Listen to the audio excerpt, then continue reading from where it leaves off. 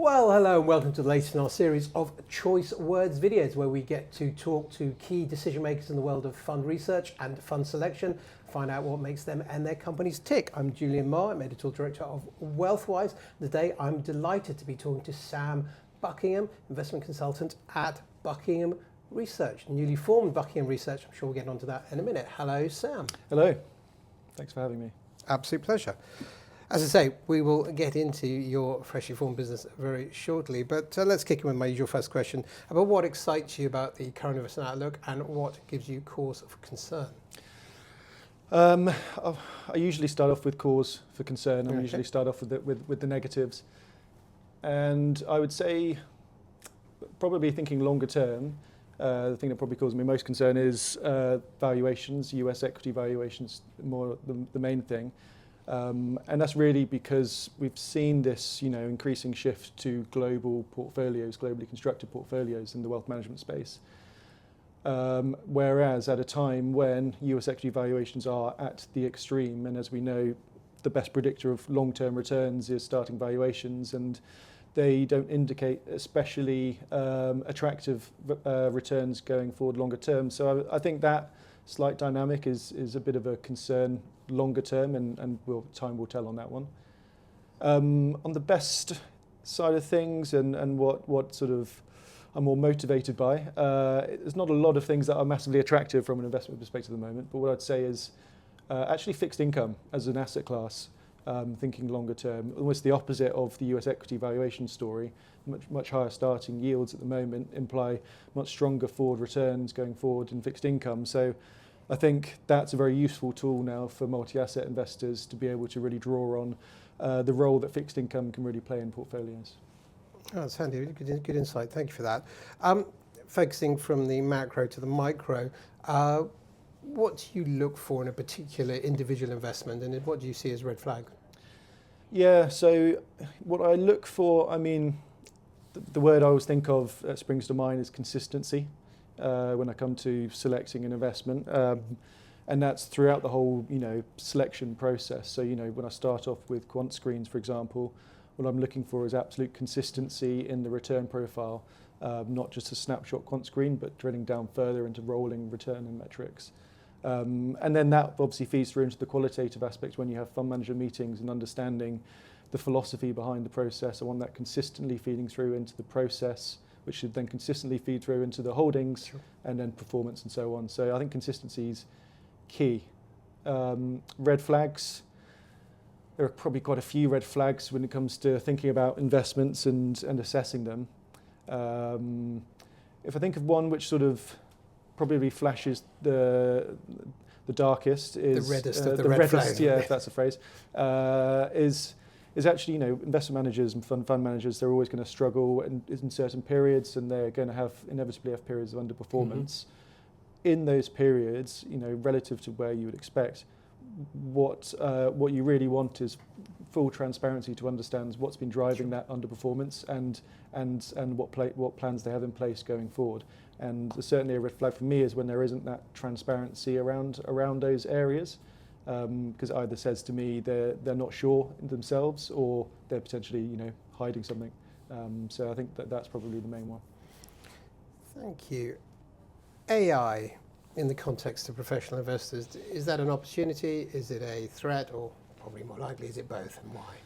Yeah, I think overarching my view is opportunity for the industry. If I think almost on both a sort of a macro and a micro level, on a macro level, AI should undoubtedly create productivity gains, and that should feed through into hopefully stronger economic growth and stronger underlying corporate earnings, and so should be a benefit from that sort of macro perspective. If I think of micro perspective, well, I think there are lots of benefits from people in my position and in wealth management when you think of the tool you can use it for when it comes to researching, prompting yourself, improving communication, and just creating overall sort of efficiencies.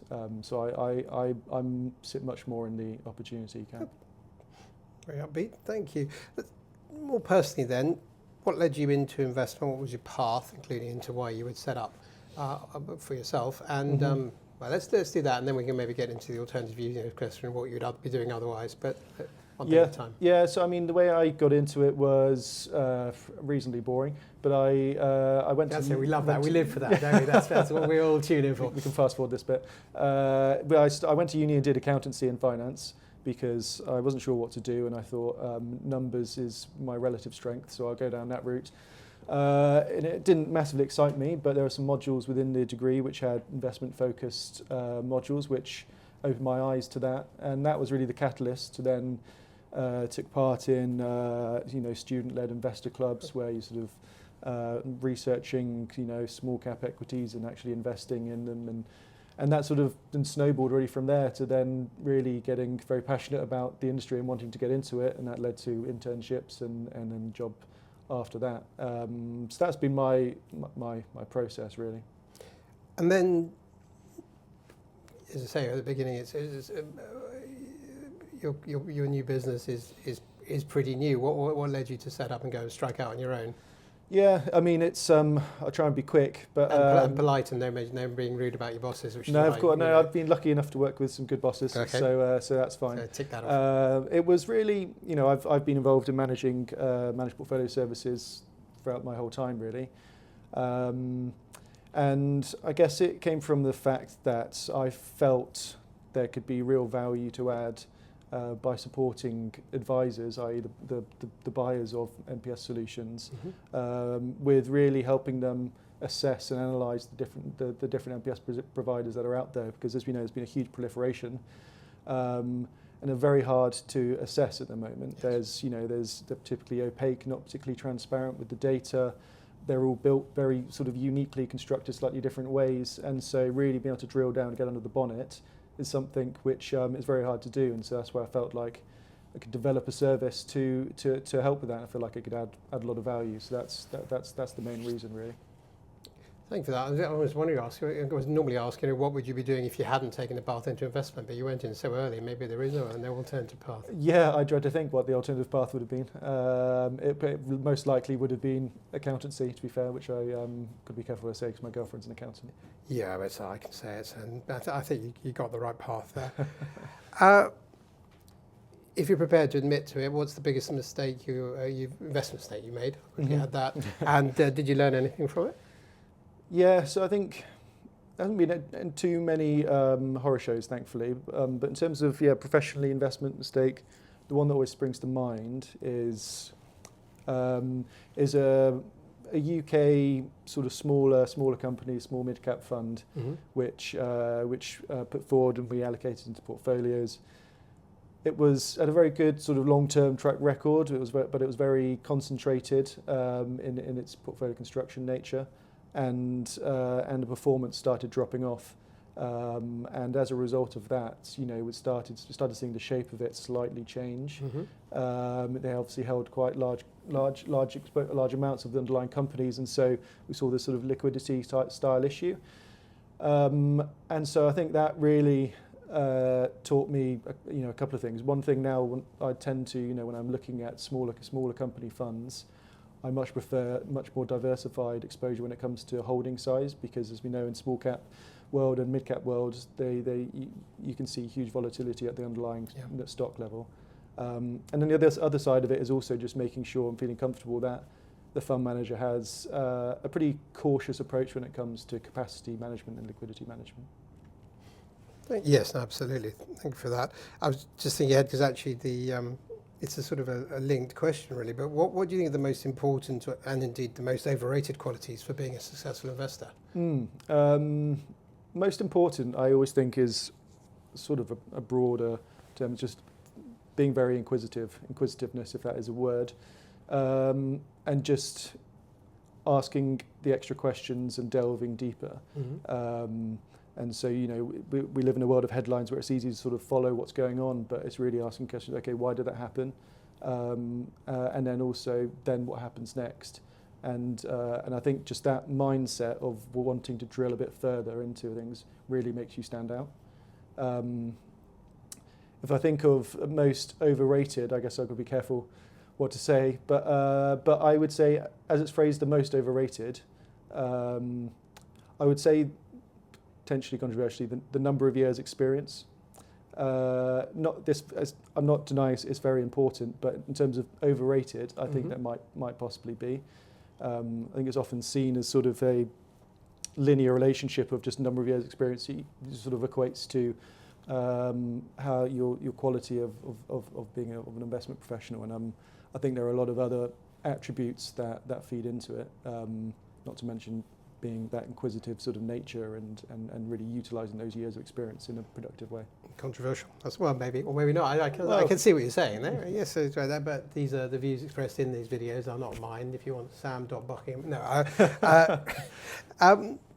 Let's keep on that tag, but on a company business, then what qualities drive a successful wealth management business? I mean, this is clearly what you're getting into at the moment. Yeah, well, hopefully I'll be able to tell you at some point. Yeah. But you know what I'm thinking of and is in the back of my mind consciously, and I've always felt is important, is effectively trying to understand, making a real conscious effort to try and understand what your clients are looking for, because I think that's often ignored a lot in wealth management, and so whether that could be having feedback loops with potential clients to really figure out what works and what doesn't. But then also trying to put yourself in the client's shoes, and if you can do that, and so you can think about, rather than just more being reactive from the feedback side of things, you can maybe be a bit more proactive, thinking about innovative ideas that clients perhaps haven't thought of, but actually would benefit from. So I think that sort of mindset, I think, is key. Excellent. Well, then we can spin that out even further, a bit more long term. What are your best and worst case scenarios for the future of wealth in the UK? I guess you're going to start worst case. Yeah, maybe actually. Worst case, I will start worst case actually. Worst case for the wealth management industry, I think I'd have to say active management continuing to struggle relative to passive. It's been particularly acute the last few years, but I think that in terms of an industry could be an issue as we sort of, it just then becomes a commoditized cost war, which it feels like is getting into a little bit at the moment. But I think that probably would be worst case scenario for the industry. Thinking about best, I guess it's almost a bit of a flip of that one, but it's what I think would be the best case is that increased transparency in the industry really ensures that assets flow not just to the lowest cost, but to the highest quality sort of providers and solutions. And I think that is only going to be a good thing, because then that will increase competition, that will increase everything, and the overall quality of propositions that clients get, I think. Well, it's interesting. It's something we've been talking about actually on Wealthwise and with De facto, which I'm sure you will be competing with in the years to come as you get up to those levels. But one of my columnists has been writing about this sort of this keenness of some wealth managers, not all obviously, to keep most of their information behind a wall, and you have to go through the business development management first and maybe pick up some sales before you can actually find out what's in the MPES in the first place. I mean, that can't continue, can it? No, and the people I think will be successful will be the ones that are transparent because they believe in their proposition. But as you say, and I talked about before, there isn't a huge amount of transparency in the MPS world, and that's what I've tried to sort of unlock slightly and sort of be that sort of middleman bridge. So yeah. Yeah, well, Glazier building the windows. Yes, exactly. Yeah. Last question then. We call this choice words because you make choices, that's what you do, or help make choices as well. But looking for recommendations now, book one's the most obvious, investment books have been obvious, but if we say one was a book recommendation and one can be a free choice, absolutely anything, give us a couple of thoughts. Yeah, I'm not the biggest bookworm, but one book I'm reading at the moment, which I am really enjoying, is called Fooled by Randomness. Which has probably been recommended on this before. No. Yeah, well, and stands to be recommended again, even if it had been. Okay. Go for it. But that's, I just think, an incredibly useful way of adding a bit more perspective over the investment world, but actually just general perspective in life. To be fair, thinking about with the sort of a bit of a statistics head on. So that's one which I'm really enjoying, partly because it's sort of a bit of confirmation bias and confirms some of my previous held beliefs. Another recommendation at the moment, what springs to mind as Drive to Survive, Netflix series, which there's a new series out at the moment, and is ahead of the F1 season, which is just starting. I guess it was the way you glanced at our F1 adoring cameraman, and they both looked approvingly at each other. I assume that's what it was. I'm not supposed to say. Yes, I was giving them the nod of approval when I saw the AMG cap on. That's something which it's topical at the moment for me, so which I really enjoy, and it's got me very much back into the F1 sport. Oh, interesting, Chris. Well, those are fun choices. Brilliant. Sam, thanks so much for those choices and for your time today. Pleasure. No, thanks very much for having me. And good luck with the new business. Thank you very much. Thank you. And thank you all very much for watching. I always say that optimistically, but you never know. You've got to believe. They build it, they will come. That's another one for you. Build it, they will come. Thanks very much. Watch out for other Choice Words videos.